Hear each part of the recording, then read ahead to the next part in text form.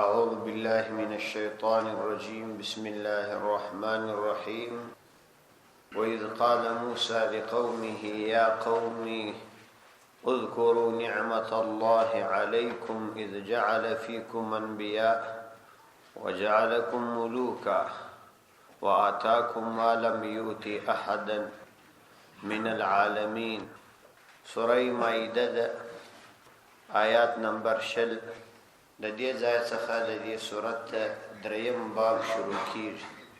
په دې دریم باب کې جهاد ته ترغیب دی او د جهاد د نه کولو په صورت کې د دنیوي او اخروی ذلت یادونه ده.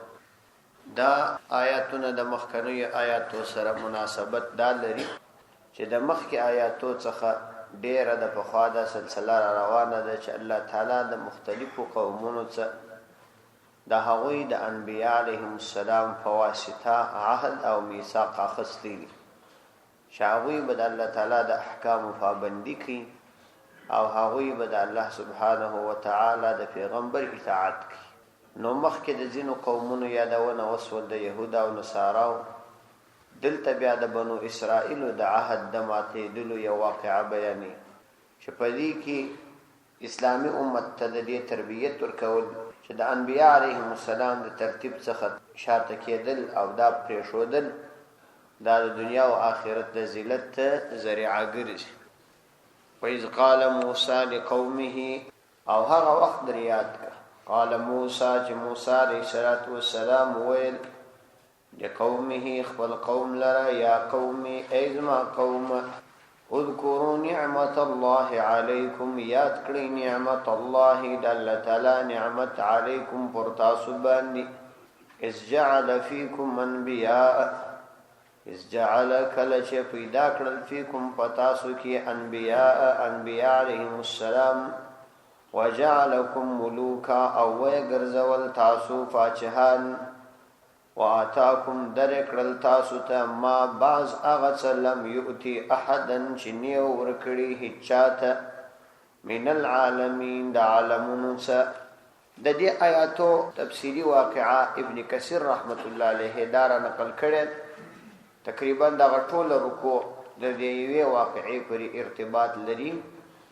په دې واقعه کې ابن کثیر رحمه الله دار نقل کړي چې کله الله سبحانه وتعالی بنو اسرائیل ته د فرعون څخه نجات ورکړي او دوی عزتمن کړل، نو حضرت موسی علیه السلام ته الله تعالی وحی وکړي چې د بنی اسرائیل ته ووایي چې دوی ولاړ شي خپل آبایی وطن شام دا د کافرانو آزاد کړي.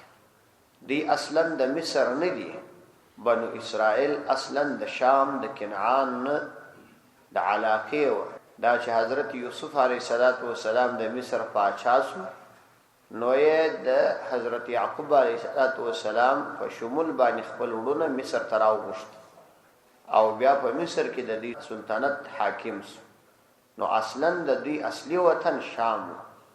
پر شام باندې د عادیانو څه پاتې شوني چې عمالقه نومېدل او خورا لوی لوی خلک وه لکه عادیان، دا واکمن وه. بیت المقدس او دغه علاقې د هغو په لاس کې. نو الله سبحانه وتعالی دوی ته وویل چې تاسو ولاړ شئ خپل آبایی وطن چې هغه شام دی د عمالقو څخه آزاد کړي، د هغوی سره جهاد وکړي. نو دوی چې کله د مصر څخه راووتله نو حضرت موسی علیه السلام 12 کسان د دوی د قبیلو څخه مشران انتخاب کړه. هغوی ته وویل چې تاسو داسې وکړئ ولاړ شئ او هلته د دې خلکو حال راوړئ د دې عمالقه وو چې دا څنګه خلک دي، تر څو چې هغه د دشمن د اندازه سړي ته معلومه شي نو په هغه اندازه باندې دشمن ته ترتیب برابري. نو دوی چې هلته ولاړله د دې بیت المقدس د باندې یو کس د دې عمالقه و دوی ټوله ونیول او ټوله یې بوتلله بندیان یې کړ. خپل پاچا ته چې وروستله نو د دوی په ارتباط مشوره شروع چې څه کول پکار. چاول دوی باید قتل کو، چاول باید په زندان کې پاتې سي. خیر خو مشوره پر دې رالل چې دوی بیرته آزاد کړي تر څو چې خپل قوم ته ولاړ سي او هغوی ته د زموږ عظمت او لویي بیان کړي چې دا دومره زورور خلک چې موږ 12 کسان په یو کس باندې ونیو. نو کله چې دا سرداران بیرته راغله، حضرت موسی علیه السلام ته قصه بیان کړه. موسی علیه السلام ته الله تعالی وعده ورکړې چې بیت المقدس او دا شام چې تاسو مازی ورغلاست دا به تاسو ته الله تعالی په فتح کې درکړي. نو تاسو د دې مخلوق څخه بیریږئ مه، او ما د مخلوق پر قوت باندې او ما پر اسباب باندې اعتماد کوئ. خیر موسی علیه السلام و د 12 سردارانو ته دا وویل چې تاسو دا قصه مکوئ، ځکه دا بنو اسرائیل چې دي د هغوی ذهن دونه نه دی جوړ شوی، عقیدوي قوت دونه نسته، دا کېدلی شي بیا د جنګ څخه شاته شي. نو په دوی کې 2 کسان، قالب ابن یوقینا او یوشع ابن نون، دا 2 سرداران داسې خلک وو چې هغوی د غراض د حضرت موسی علیه السلام د فرمودې مطابق وساتي. باقي 10 سرداران د خپل ځان سره یو رازدار ملګری درلودي، هغه ته بیان کړ قصه، تر څو چې په بنو اسرائیل کې دا واقعا عام شو. چې دا عام شوله نو هغوی د دې څخه انکار وکړي چې جهاد وکړي. او موسی علیه السلام ته مخامخ دا وویل چې موږ خو د جنگ توان نه لرو، او ته او ستا رب لاړ شئ د هغوی مقابله وکړي. دا یو زورور قوم دی، زموږ د هغوی سره جنگ په وس نه دی. ډېر بې ادب هم وه او ډېر بې غیرته هم وه، بزدلان هم وه. نو حضرت موسی علیه السلام هغوی ته د الله تعالی نعمتونه ور یاد کړل چې تاسو ذلیل خلک واست، په انتهایی پستی کې واست، په غلامۍ کې واست. الله سبحانه وتعالی ستاسو دشمن ستاسو په مخ کې تاسو ته ذلیل کړي. د هغه پاچهي د تاسو ته درکړل، د مصر واکمنان سواست، او است الله تعالی د حکم څخه سر لغړوي او د الله تعالی احکام ته نه آماده کیږي. نو موسی علیه السلام د ډیری پریشانی په صورت کې الله تعالی ته فریاد وکړي چې الله دا خلک زما خبره نه مانی، زه یوازې د خپل ځان او د خپل ورور په ارتباط باندې تا ته ویلی سم چې ستا حکم منلو ته تیار، خو دا قوم خبره نه مانی. نو الله سبحانه وتعالی دې قوم ته عذاب ورکړي. عذاب ادا ورکړي چې دوی د مصر سره وتلي یو غټ میدانو، دې ته مقام ته وایي. په دې مقام ته کې الله سبحانه وتعالی په دوی باندې دا عذاب راوستي چې نه د مصر طرف ته تلای شوی او نه د شام طرف. بس په دې میدان کې محاصره کړ، او داسې محاصره کړ چې دیوال نه دی ورباندې راګرځول. سهار به تک شروع کی د مصر طرف ته چې خپل وطن ته ولاړ شي، نو ماښام ته چې به کومه ځای تک کړي بیرته به پر هغه ځای ولاړ. هسې سره راڅرخېد. 40 کاله پر دوی باندې په دغه مقام ته کې په دغه سرګردانۍ تیر شو. لیکن د دوی سره چون کې حضرت موسی علیه السلام او حضرت هارون علیه السلام د الله تعالی برگزیده بندگان موجود و. نو الله سبحانه وتعالی عین دغه عذاب په وخت د دغه 2 انبیاء په ذریعه او د هغوی په برکت پر دوی ځینې نعمتونه هم راوست. دوی د اوبو د کموالی شکایت وکړي. موسی علیه السلام ډبره په لکړه ورته وویل او د هغه څخه 12 چینې راووتې چې د هر قوم لپاره جلا جلا اوبه وي. دوی شکایت وکړي د لمر څخه چې لمر زیات دی او موږ سوځي. نو الله سبحانه وتعالی د سایې دپاره په دوی باندې وریځ دا راوست. دوی شکایت وکړي چې دلته خو د پخلي هېڅ انتظام نشته. الله سبحانه وتعالی مستقل د اسمانه پوخ خوراک من او سلوا ورته رانازل کړ. دوی شکایت وکړي چې د شپې تاریکه وي. نو الله سبحانه وتعالی یو منار ورته پیدا کړي چې د هغه د رڼا څخه ټولو استفاده کوي. دا د دغو انبیاء علیهم السلام په برکت باندې الله سبحانه وتعالی د دوی سره دا احسان وکړي. د دې څخه وروسته پر دوی باندې دا زمانه تېره شوه تر څو چې حضرت موسی علیه السلام وفات شو. څه زمانہ ورسته هارون علیه السلام وفات شو. بیا الله سبحانه و تعالی په دوی کې دا یو سردار حضرت یوشع ابن نونو علیه السلام بیا د الله تعالی په نبوت مبعوث کړ او د په مشری باندې دغه کسانو نسل چې اولادونه و هغوی دغه پیغمبر اطاعت وکي چې کله بیت المقدس ته رانږدې سول هغه فتح کړي ځکه الله تعالی وعده کړی و سره چې تاسو مازی اقدام وکي فتح زدر کوو. نو مخکنی نسل تقریبا وای ټول تبا شوی یعنی هغه مرسي و دا نوی نسل دا ازادي راوست.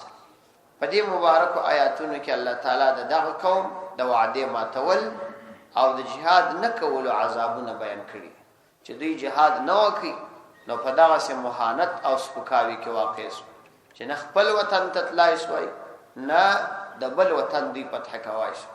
نو الله تعالی په دې آیاتو کې دا خبره یادي وَإِذْ قَالَ مُوسَى لِقَوْمِهِ يَا قَوْمِ او هغه وخت ریاد ک ای پیغمبر علیه السلام قال موسی چې کله وویل موسی علیه السلام لقومه خپل قوم لره ترغیبا یا قومي ای ما قوم اذكروا نعمت الله علیکم تاسو ذکر کړئ د الله تعالی نعمتنا علیکم پر تاسو باندې. ترغیب جهاد ته دی ورسته در تمهید یعنی اول تمهید ورته بیانې چې د الله تعالی پر تاسو ډیر احسانات دي نو د الله تعالی حکم دی دا جهاد دا وکي.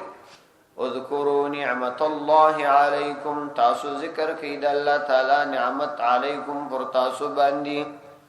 هغه نعمت نو دادی جعل فیکم انبیاء چې پتاسو کې انبیاء علیهم السلام مسلسل را پیدا کړ. تفسیر مظهری لیکلی دی چې په هیڅ قوم کې دومره ډیر انبیاء نه راغلي لکه په بنو اسرائیل کې راغلي. او ښکارا خبره ده چې د الله تعالی د برگزیده او مختار بندگانو وجود په یو جامعه کې د هغه جامعې د فلاح او سعادت لپاره ډیر لوی دلیل دی چې پاوی کې صالح بندگان وي دا چې انبیاء علیهم السلام نو تر دې خو نور صالح انسانان نس پیدا کړ لکه حضرت یعقوب علیہ السلام حضرت یوسف علیہ السلام حضرت موسی علیہ السلام هارون علیہ السلام او داس نور چې الله سبحانه و تعالی بل هیڅ قوم ته دومره نو استوي لکه دوی ته چې استوي چې دا د هغه قوم دینی دنیوي شرافت او معنوي شرافت کیږي. فیکم انبیاء چې ګرځولي او پتاسو کې انبیاء علیهم السلام نو دلته اشاره ده دې ته چې تاسو ټول انبیاء نه واست بلکې بعضه پتاسو کې انبیاء ګرځولي. وجعلکم ملوکا او وای ګرځول استاسو ملوکن فاجها یعنی یو خو معنوي نعمت و چې انبیاء پتاسو کې پیدا کړ اوس د ظاهري او دنیوي نعمت یادونه کوي. وجعلکم ملوکا او ګرځولي او استاسو ملوکن فاجهان یعنی د فرعون پاچهي اړنګ کړل او تاسو د هغه پر نظام مسلط کړاس هغه باغونه هغه نظام هغه الله تعالی تاسو ته درک. نو دا دوم نعمت دی چې دا دنیوي نعمت دی. دلته به الله سبحانه و تعالی و فرمایل چې تاسو یې پاچهانو ګرځولاست. پاچهان خو ټول خلک نه پاچهان یو پکښ پاچاوي باقی خو رعیت. نو د دې علما او څو وجې لیکلي یو وجه دا لیکلي ده چې کله د یو قوم څخه یو څوک پاچاسي نو خلک هغه ټول قوم ته د پاچهي نسبت کوي وای دا د پاچهانو کورنۍ ده مطلب دا چې هغه ټول قوم ته نسبت کوي. یو وجه دا ده په دې دوی ټول ته پاچهانو او دومره وجه دا بیان کړي پاچهي په اصل کې اطمینان او سکون او آرام ته ویل کیږي. نو دوی ته الله تعالی اطمینان سکون او آرام ورکړي نو هر یو داسې ژوندۍ کول لکه د پاچا. نو په دې خاطر الله تعالی د دې نعمت یادونه ورته وکړه. واتاکم ما لم یؤتی احد واتاکم او درې کړل تاسو لره ما بعض هغه څه لم یؤتی احدن چې ندی ورکړل سوی احد نه هیڅ لره چې الله تعالی نو ورکړي هغه هیڅ لره تاسو ته بعضی هغه درک. مطلب دا چې تاسو په زمانه کې بل د هیڅ سره دومره احسان و نه کوي دومره د انعامات او معاملې و نه کړل که تاسو سره چې وکړه من العالمین د عالمانو سره په دغه زمانه کې چې تاسو موجود واست د بل هیڅ سره دومره بهترینه معامله الله تعالی نه وکړي. او یا په بعض هغه شانو کې چې الله سبحانه و تعالی استاد سره کوم معامله وکړه تر قیامت د بل هیڅ سره نه وکړ. نو دلته به خبره دا وی چې یا استاد په زمانه کې تر څو چې دا اعتراض نو بیا وارد نشي چې د نبی عليه الصلاه والسلام پر امت هم دوی ته فضیلت حاصل او یادا چې دا په بعضی شانو کې فضیلت په بعضو شانو کې دا فضیلت په بعضو شانو کې فضیلت دا کلی فضیلت نشي راوستل. په بعضو شانو کې دا فضیلت دي. د مثال په توګه حضرت موسی علیہ الصلوۃ والسلام ته الله تعالی دا نعمت ورکي چې په هغه باندې دا په مقام ته کې دا نعمتونه ودا ورکړل سول او یا د دوی په مخ کې د دوی دشمن چې هغه انتهایی لوی متکبر او هغه هلاک شو او دوی غلبه ور باندې حاصله کړ. په یو غړي کې د انتهایی ذلت او انتهایی زحمت او رسوایی څخه انتهایی لوړ مقام ته ورسو چې هغه فوران بیا ټول حکومت او نظام د دوی په لاس ور نه. الله تعالی د بل چا سره داسې کار نه دی کړ. یا قومي ادخلوا الارض المقدسه التي كتب الله لكم ولا ترتدوا على ادباركم فتنقلبوا خاسرين. اوس نو د تمهید ورسته چې د نعمتونو یادونه ورته وکړل الله سبحانه و تعالی خپل اصلي حکم ورته بیانې.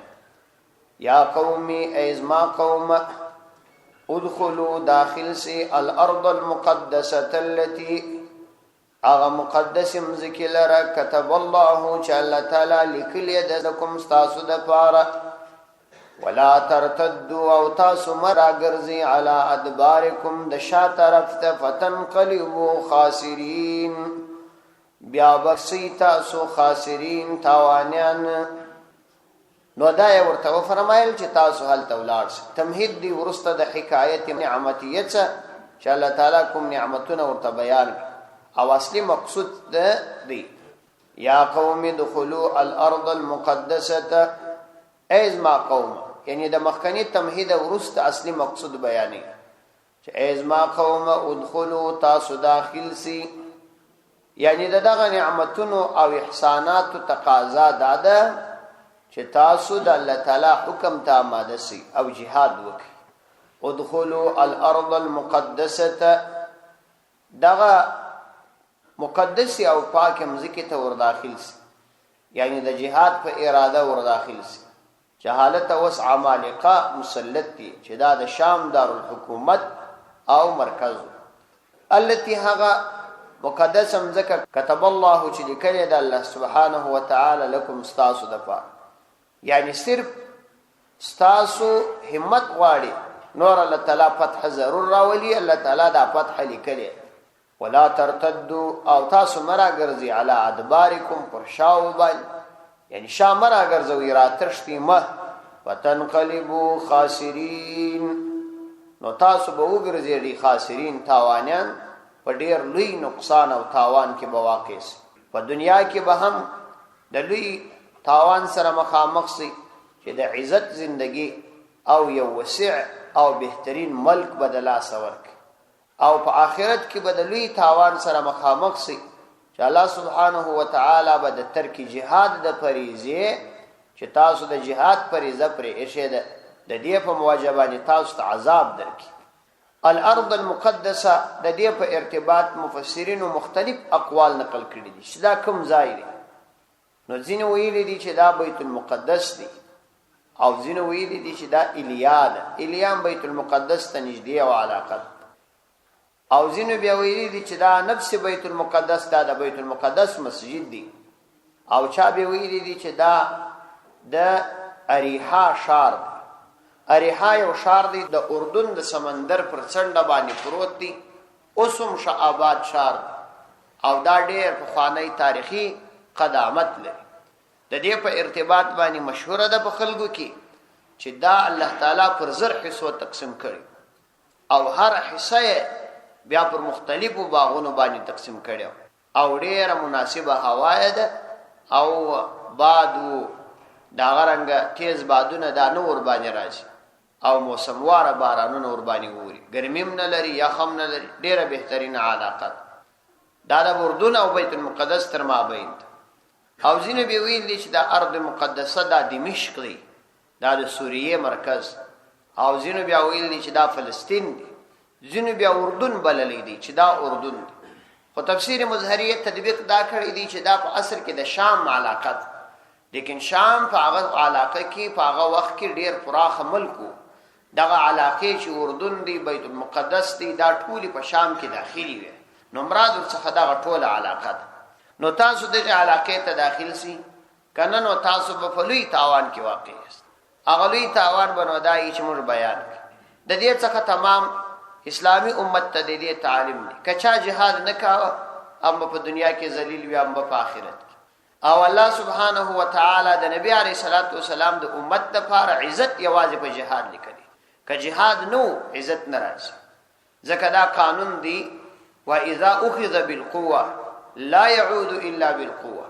هر شی چې په زور د چا څواخصو هغه به له زور نه سره، دا قانون او قاعده.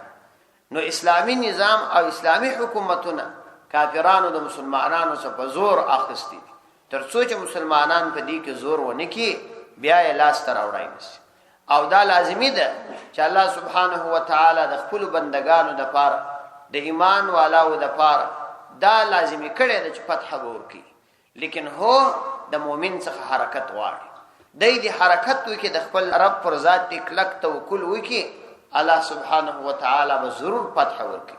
ولو کده د په مقابله کې د کافرانو تعداد ډیر وي، دا وی اسباب ډیر وي، ولې هغوی په کومه عقیده نه جنگیږي او ته په عقیده جنگیږي، نو هیڅ کله د یو بی عقیدی انسان او د عقیدوي انسان تر مابین پرتله نشي کېدای. قالوا یا موسی ان فیها قوما جبارین، ناوی ورته یا موسی ای موسی علیہ السلام ان فیها قوما جبارین، یقینا فیها فدغ کلی کی قوما یو قوم دی جبارین چې ډیر زور ور دي، وإنا لن ندخلها او موږ هیڅ کله نه داخليږو دې کلی لره دغه شار لره حتی یخرجوا منها ترڅو چې هغوی وتلی نه وي جنې. فإن یخرجوا کچیر هغوی ووځي منها د دا شار څخه فإنا داخلون، نو موږ به بیا داخليږو. لکه د فلسطین د چې اسرائیل ته وای ووځي، نو موږ به بیا فلسطین ته ورځو. په دې خبرو کې 100 کال اور باندې تیر سول، هغه یو ولويشت مزکه مور پرې نشو. دغه د صلح پروګرام روان دي، تر اوسه 200 کال به نور باندې تیر شي، یو ولويشت مزکه به هم ورنه په صلح باندې کار نه کیږي. صلح د وداد نو دیم دا تقاضا کوي چې هغه د خپل اولاد شي، خپل دی اولاد شي، بس موږ به بیا ورسو. نو هغه خدا نه کی. قالوا اويل يا موسى اي موسى عليه السلام ان فيها قوما جبارين، پدې کې یو جبارین قوم دي، زورور قوم دي، اسباب ډیر دي، قوت ډیر دي، موږ آلته نه سورته. خدا بني اسرائیل عقیده کمزورې او ایمان په خدای باندې سم نو، او د وخت څخه په اهانت او په ذلت کې رالوي سيو. علماء لیکلي دي چې د خپل اولادونه تر ډیر اندازې په وهم او پریشانی کې مساتي، چې د 200 کالو څخه ورسته او د 15 کالو ورسته هغه ته د کاروبار او د ازادي فکر ورکوي. کتا سو ګرد عمر هغه دغه سی په سختی کې وساتل او تر خپل مزاج او طبيعت ملاندې ساتلی و، وای دا بیا ګرد عمر دغه سی طبيعتي جوړیږي، بیا د کافرانو مقابله نشي کولای، بیا به غیرت جوړیږي، بیا به سبا یو څوک د خپل مال اخی دغه خبرو نشو تکا. به غیرت جوړېدل په کار نه دي د مسلمان لپاره. مسلمان باید غیرتمن وي، په یوازې سر د ګردو کافرانو مقابله باید وکړي، او کافر د مسلمان مقابله نشي کولای، هیڅ کله نشي کولای چې مسلمان د خدای پر ذات صحیح عقیده ولري. او دا ضروری ده چې مسلمان خپل اولاد ته د دې تربیه ورکړي، د جرأت، د غیرت. او دا هغه وخت کې دای چې د صحابه کرام رضی الله عنهم سیرت، د هغوی کارنامې، د هغوی قرباني دا ورته بیان شي. او دا څنګه ده چې دا غیرتمن خلق نشته، دا اوسم الحمدلله دا جستا. نو دا د الله تعالی نصرت چې نیوي د دغه اسباب مقابله خو نه کیږي. نو الله سبحانه و تعالی دلته د دوی واقعا بیانې چې دوی د هغه د زور څخه ورخطاو، او ویل و ان لن ندخلها، موږ به هیڅ کله ور داخل نسو دې کلی ته، دا مزکه ته، دا مقدس مزکه، حتا یخرجوا منها، ترڅو چې هغه خپل ونه. نو هغه خپل څنګه وځي؟ هغه د دا ځای نیولې پر دې ځای د قرباني ور کړی، او تا ته به دغه سي در پریږدي فإن يخرجوا كثيرها ووتل منها د مقدسم ذکیڅ فإنا داخلون نو بیا موږ داخلي دونکي بس پر تیار سترخان برازو دا خو نسی کېدل قال رجلان من الذين يخافون انعم الله عليهما قال اويل رجلان دو کسانو من الذين دا کسانو څخه يخافون چاوي بيريدل مفعول نه دی ذکر کړي ځکه مفعول معلوم دی چې الله تعالی دی یعنی دو کسانو چې ما درته دغه دو سرداران چې رازه وساتي یو یوشع ابن نون او بل قالب ابن یوقنا هغه دو ورته ویل دا دو کسان چې به ود الله تعالی څخه بیریدل ځکه د خپل نبی راز وساتي او بل داو چې الله تعالی په غوي انعام کړیو یعنی آینده نبوت ورکاو انعم الله عليهما چې په غوي دو باندې الله تعالی انعام کړیو او ورته ادخلوا عليهم الباب تاسو ور داخل سي عليهم فراغي باندې الباب تر دې دروازې پورې خورسي تر دا دروازې معجزان ورسوي خالق دې دشمن خدان وویني فاذا دخلتموه کله چې تاسو ور داخل سواس فانکم غالبون نو یقینا تاسو غالب کېږئ تاسو خو فقط ورسي وعلى الله فتوکلوا فر الله عز وجل باندې یوازي فتوکلوا تاسو توکل وکړئ ان کنتم مؤمنین کتاسو ایمان لري که مؤمنان یاسنو پر الله توکل وکړي د الله سبحانه و تعالی پر ذات باندې د دې دشمن باندې ورس قالو دی ویل یا موسی ای موسی علیہ السلام دی دومره بغیرت وا چې دغه دوه خلکو خبرې ته خو هیڅ توجه ونه کړ خبره سیده د موسی علیہ السلام سره شروع قالو دی ویل یا موسی ای موسی علیہ السلام انا لن ندخلها ابدا ان یقینا مجلن ندخلها هیڅ کله به داخل نسو د غمزکی لره ابدا هیڅ کله ورته داخل نسو ما دامو فيها ترسو چې دی په دغه علاقه کې ترسو چې دی په دې علاقه کې موږ به هیڅ کله ور داخل نسو فذهب لارس انت وربك استرب وقاتلا تا استرب الت مقاتله وکي انها هنا قاعدون ان مجها هنا دلت قاعدون ناستيو اوس دغه ذلیل قوم په موږ باندې مسلط چې د خپل پیغمبر سره دغه انداز دغه ذلیل قوم نن پر مسلمان مسلط او مسلمان دغه ذلیل قوم غلام ګرځیدل دي دغه خوار قوم چې هغه خپل د دې جرأت نه درلودي چې د عمالقه مقابله وکړي نن پر مسلمان باندې مسلط د سید رسول صلی الله علیه وسلم پر امت باندې مسلط او مسلمان بیغم ناست رای ورکی فذهب انت وربك فقاتلا انها هنا قاعدون نو تولار ستا وربك استرب فقاتلا تاسو بس جګړه وکیلتا ان مرها هنا دلت قاعدون ناس فيو بس تاسو داستاسو کار دی موږ نس کوي حضرت مقداد ابن اسود رضی الله عنه پیغمبر علیه الصلاۃ والسلام ته د بدر د غزا پر موقع وویل چې کله دا ډیر غریب څو صحابه سره راجم شوی او زر کسز مجهز فوج د مشرکین مقابله تراوتلی مقداد رضی الله عنه پیغمبر علیه السلام ته ویل چې اې د الله پیغمبر مستا امت یو پتا مو ایمان راوړی او ستاره لپاره مو هر څه قربان کړی موږ داسې نه یو لکه بنو اسرائیل چې دا خپل پیغمبر ته ویل چې تو ستاره بلارسي موږ دلته ناست موږ ستاره ست طرف ته ستا چې په طرف ته ستا مخ ته ستا شاته جنگیر کته مشت هر امر کې موږ ته آماده عبد الله ابن مسعود رضی الله عنه وای د حضرت مقداد رضی الله عنه په دې خبره پیغمبر علیه السلام دومره خوشاله سو چې ما تر اوسه داغه دومره زیاته خوشالي نه ولیدل